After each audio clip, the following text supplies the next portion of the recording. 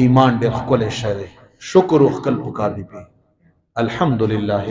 علی نعمت الاسلام وکفا بها من نعمه په دې عرفات میدان کې چې یو حاجي ولاړ دی چې دعا یې وکړه چې دا دعا رونو کوئ دا دعا یې وکړه الحمدلله علی نعمت الاسلام وکفا بها من نعمه اے رب العالمین دیتا په دغه اسلام نعمت باندې دیتا ډیر حمد او ثنا او صفت او بس دا نعمت هم کافی دی نور کڅ شیرا کې وکرانه کې بس دا مو کافی دی بس دعا یې وکړه حاجی صاحب راغی کور ته ځکه چې حاجیان صاحبان خو عرفات له درومي کړ عرفات له تک خو فرض دی وقوف عرفات را روان کله بیا حج لراغی او په دغه عرفات غونډه باندې ودرېدو او دعای دغه دعا وکړه چې الحمدلله علی نعمت الاسلام وکفا بها من نعمه یا الله دغه اسلام په دغه نعمت باندې دیتا حمد او صفت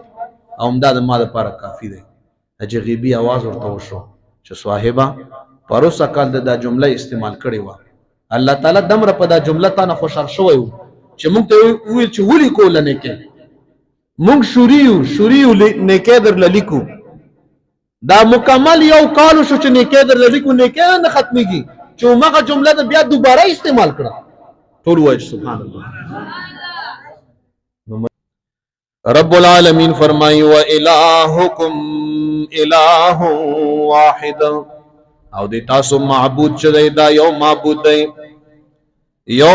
دی یو لایق د عبادت دی لا الہ الا هو نشتا لائق د عبادت الا هو